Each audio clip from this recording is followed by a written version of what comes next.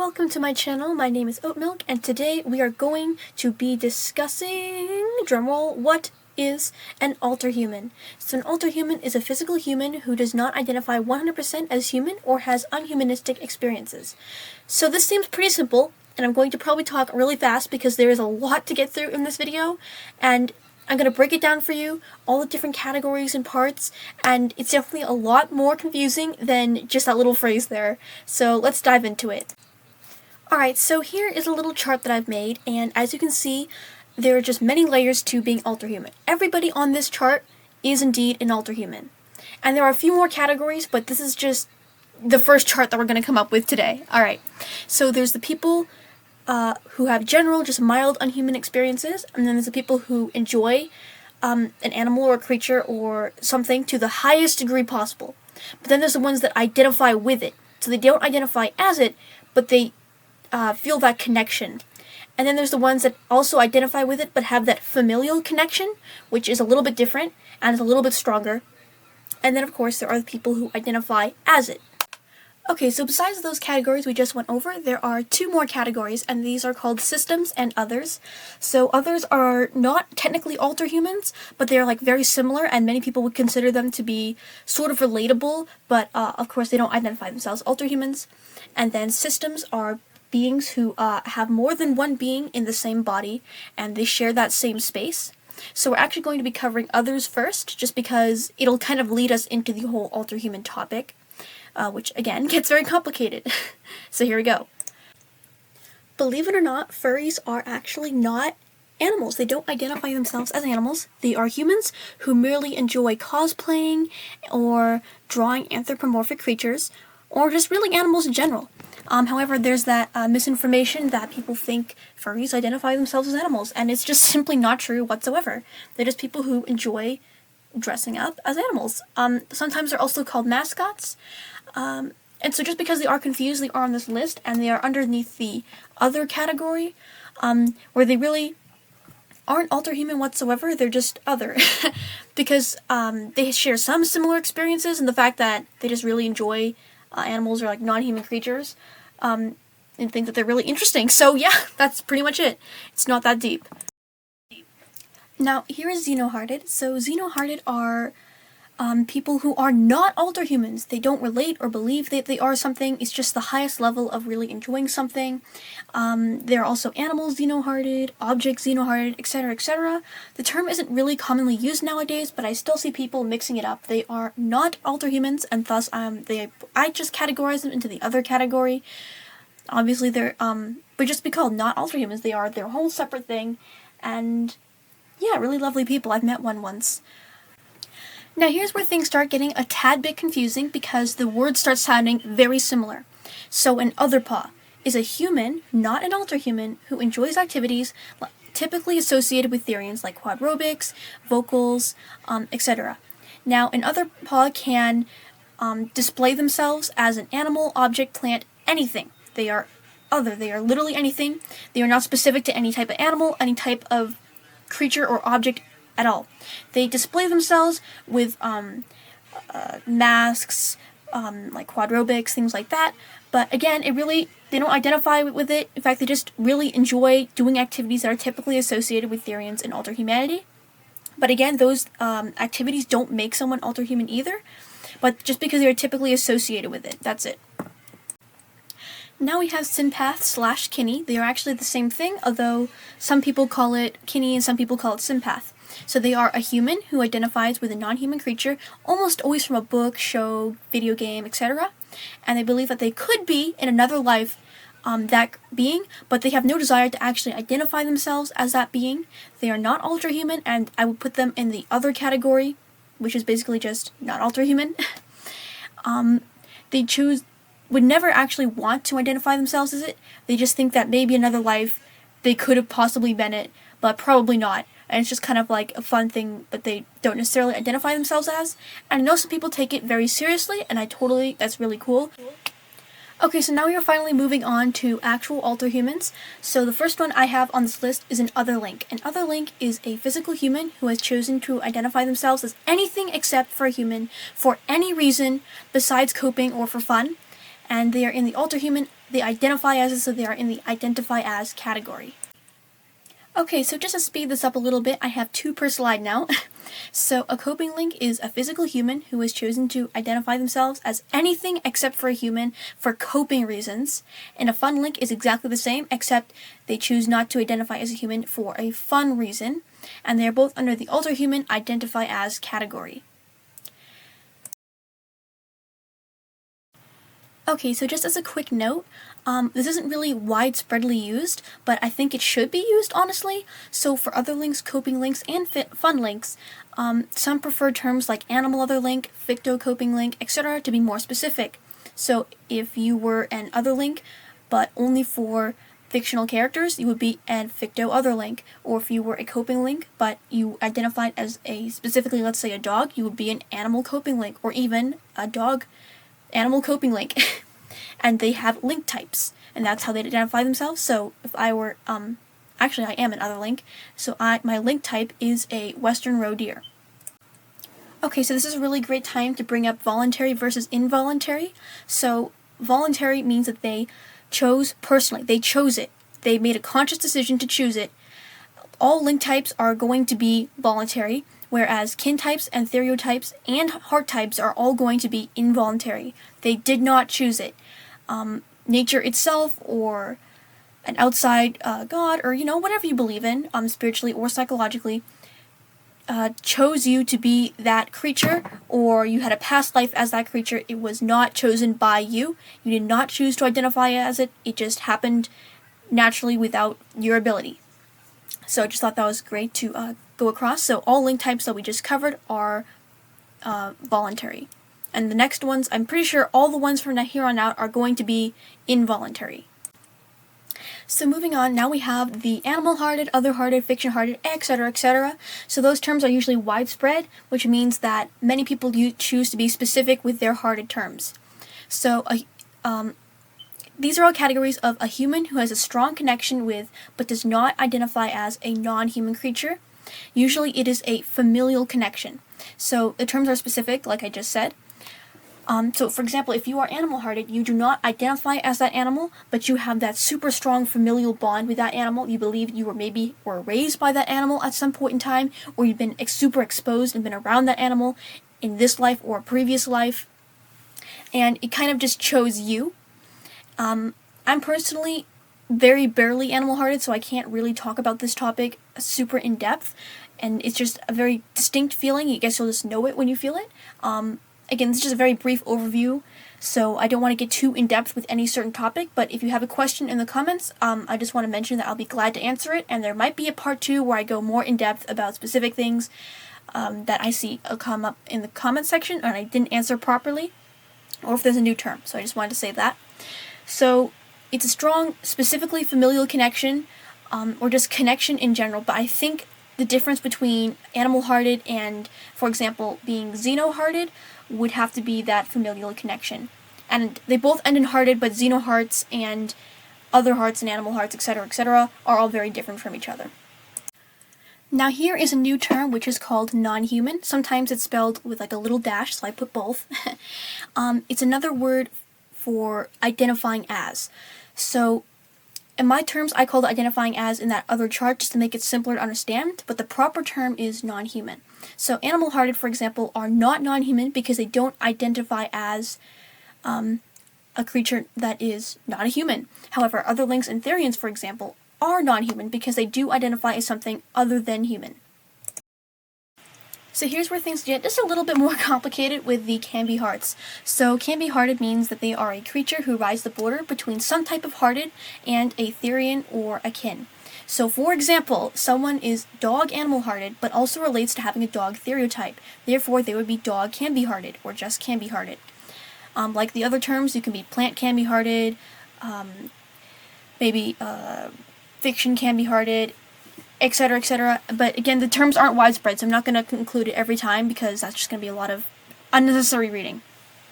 So this is kind of common for someone who is questioning their identity. Am I animal-hearted or am I a Therian? And so they're just going to identify themselves under the label of can-be-hearted. Or, for example, someone who is a system, which means multiple beings in the same body. It is quite rare, but if a system has one being who is a dog Therian, for example, and one being who is a dog animal heart, then they may identify as can-be hearted because they are both at the same time and they switch back and forth. So sometimes non-human, it is involuntary. They are under the Alterhuman label, as all the following will be, and they either identify as or have that familiar aspect, sometimes at the same time. So sometimes I find that I am can-be hearted, but I don't prefer using that term. Everyone chooses their own labels, what they think is the least confusing, because it is very confusing sometimes. So yeah. Now we have coping kin, which is very different from coping link. So they are a physical human, as everyone here is physically human, which I'll get into that a little bit later too, but a coping kin is someone who involuntarily identifies themselves as anything except for a human for coping reasons. So they could be plant coping kin, animal coping kin, etc., etc. Again, they are not the same as coping link because they are involuntary. It was forced upon them because of the traumatic reason. They are now forced to become something that is not human. Whereas coping links, still because of coping reasons, choose to become something other than human to help them cope. Now here is void punk, which is, I guess, an aesthetic, but it is also not an aesthetic in the case that we are talking about. And I have never met one in person or even online, so if I get something wrong, please let me know in the comments, because there's very little information. But a void punk, from what I've researched, is someone who identifies as something that rejects human opinions and society standards. So sometimes they just classify and identify themselves as a void or invisible. So it's kind of like they're just not human, and they aren't animal, they aren't a mythical creature, they are simply nothing.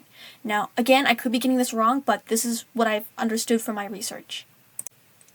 So here we have a bunch more categories. So otherkin, mythickin, plantkin, objectkin, and fictionkin. They are all physical humans who identify as something other than human. I'm going to keep repeating this, but everything here, everyone is physically human. It's physically impossible to be something other than human physically. But we're talking only spiritually and psychologically here. So an otherkin is any fantasy creature that's not from a video game, for example. It's historical, like dragons, unicorns, etc. They are usually very intelligent. So honestly, I would personally categorize this as fae, elves, maybe dwarves or orcs. Whereas mythickin ride the border between otherkin and Therian, which I will talk about in a second. I'll get to Therian, guys, I swear. They are not intelligent, like animal level intelligence, but they are a mythical creature. So that's what mythickin is. And then plantkin, self-explanatory, identify as a plant. Objectkin, identify as an object. Fictionkin, identify as a fictional creature, usually from a video game or book or something like that. So they are obviously all involuntary, and they are non-human, and they identify as it. So pretty basic. Well, I say that as it's very confusing, honestly. I was so confused making this video. I backtracked 100 times, but yeah, I hope you guys understand. If you have questions, they'll be in the comments, and I will try to make a part 2 of this video. So here's factkin, which I decided to make separate because it's surprisingly controversial. So it's a physical human who identifies as another physical human that is not themselves. For example, it doesn't have to be a famous actor. It could just be anyone from the past, if you have past lives, or just psychologically, just anyone else that's not you. I think it was because there was that debate on, how it race or whatever, and I'm definitely not getting into this video because I want to remain really respectful, very neutral about this. I personally do support factkins as long as it's not obviously fake. If it's fake, then I'm not going to support you no matter what you are. If you're just doing it to be mean or something like that. So yeah, that's what a factkin is. So out of all Alterhumans, Therians are the most, I'd say, common, just because I just happen to see them the most. I don't know if they really are or not, but I think just online they're socially showed to be more common. So a Therian is someone who identifies as specifically an animal that is not human, spiritually or psychologically, not physically. I will keep repeating this over and over again. So they are Alterhumans, non-humans, / identifying as something, and they are all involuntary. You cannot choose to be Therian. You can choose to be a link, and that's it. And then here are some other terms that are probably really important to know. So a polyblank would be identifying as more than one thing under that label. For example, I am a Therian. I'm not, but I'm using this example. My stereotypes are owl, dog, and deer, for example. Then I would be a polytherian because I have multiple stereotypes. That goes for pretty much all the categories we have. Yeah, I think literally all these categories. And then Cladotherian is identifying as a family of animals. For example, I am actually a feline Cladotherian. That is true, I am a feline Cladotherian. And then an Omnitherian is identifying as every animal on Earth. Wow, that's spelled wrong, but I'm not fixing it. Identifying is spelled wrong. Okay. And then a Paleotherian is identifying as an extinct animal. And then here are some names. So, for example, Fursona, Xenotype, Kinetype. I don't know if that's necessarily true, Kinetype, but that's what I've heard from my friend, so I'm going to put it here, but it just could be something else. I'm not 100% sure about that. And then link types, archetypes, kin types, and of course stereotypes are just all ways that you can describe yourself. For example, I am a bilberry bumblebee stereotype. That is my stereotype. Alright, so here are some more terms. For example, quadrobics, also known as quads, is running around on all fours. Vocals, which is like making the sounds that your creature would normally make, and then gear, which is like wearing tails, masks, gloves, things like that represent your animal or creature or plant or whatever. These things definitely do not make you alterhuman. It's your experiences and just how you manage the world, and yeah, like your past lives. Do you get shifts, which I'll put in the next slide. Yeah, these are just some things activities that some, if not most, alterhumans enjoy doing. Okay, so I have no idea if this is even legible or not, because that font is very tiny, but a shift is a change of mental state that non-humans experience. So, for example, you can feel phantom pause, or a mental shift, or a sensory shift, and all the shifts that I'm just not going to say. You can pause the screen and read if you want to, or look it up. But these are all these different types of shifts that really can explain to you what your stereotype is, what your experience is, or kin type, or, again, I can't say all the terms every time I talk because that's just going to be so unnecessary, so sometimes I'll say the wrong thing, and you have to try and guess what I mean, okay? I'm sorry about that. Okay, so psychological versus spiritual non-humans. So this term mostly applies to non-humans, whereas this may not apply to all alterhumans, but I've heard some, like, animal-hearted people say that it does apply to them, so yeah, bear with me. We will get through this. A spiritual non-human will usually have past lives, while a psychological non-human will usually not. So spiritual non-humans believe in, like, the spiritual process of reincarnation, whereas psychological non-humans may not believe in reincarnation, and they only believe that they are mentally that creature, or at least partially mentally that creature. They can also, of course, be a combination of psychological and spiritual. Yeah, it's kind of basic, and everyone just has to determine that for themselves, whether they believe psychologically or spiritually they are alterhuman/non-human. Now, lycanthropes are technically considered to be a type of mental disorder, where a physical human believes they can physically turn into a creature that is not human, for example, a werewolf or just a cat, and they think that they can physically transform into it, which is obviously not scientifically possible. Now, I do recommend that, like, people who are lycanthropes perhaps get help, but if it's not harming anyone, I don't really see the problem in believing that you can physically turn into a certain animal, and I'm not going to completely judge you for that.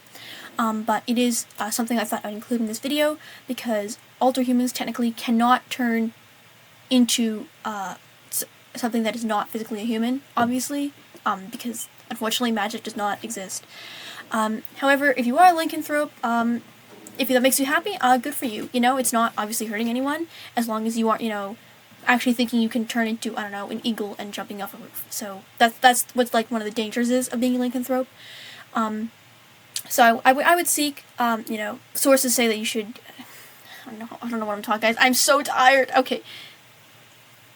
I know, like, some people make, like, really clean videos, but I can't do it. I don't know how to make a cleanly edited video for the life of me, so here we are, guys. Yippee. Okay, so now we have Tulpamancy and daemonism. So a tulpamancer is a person who has created a tulpa or tulpas, and they are not systems, they aren't considered systems at least, unless they were previously a system who used current hallucinations to form their tulpa. And a tulpa is a sentient being created by a person's imagination to an extent of them becoming real. And a daemon is similar to a tulpa, except they can take an animal form, and they can create it both voluntarily or involuntarily, whereas tulpamancy is strictly voluntary. Again, I feel like maybe not necessarily daemonism, but tulpamancy has been very controversial recently, at least on the Reddit, where I'm getting most of this information from. Reddit and the fandom, and old Therian territory information is where I got most of this from, in case you were wondering. Girls don't gatekeep. Okay, that was so cringe. I'm so sorry, guys. I'm losing my voice over this video. I've recorded it so many times, and here I am complaining instead of telling you about this. Anyway, so despite how controversial it might be, I'm still going to leave it up here anyway, because I do believe it is a part of Alterhumanity, and obviously if it gets too controversial or whatever, feel free to just skip past this. I'm not even sure quite why it is. I did not really get very involved into this, but yeah, feel free to look that up on your own time, because this is a very basic overview. Alright guys, so I was going to talk about systems in this video, but I started thinking that it may not be best. So while systems are technically considered to be a part of Alterhumanity, many people don't, and it's just very wary right now. So as a very, very, very brief overview, like I've been saying this whole time, a system is someone who has multiple beings in their own one single physical body. So you have one physical body, and they have multiple beings in that body, and some people are called, some people call them aspects, or voices, or headmates, or things like that. And as a system myself, you cannot be diagnosed just by yourself. You have to get a whole thing. And again, I really don't feel comfortable talking about this in an Alterhuman video, especially without going extremely in depth. So if I do make a part 2 and you guys are very interested, I will talk more about systems. But the reason they are considered Alterhuman is because systems often don't have regular human experiences due to sharing a body with so many others.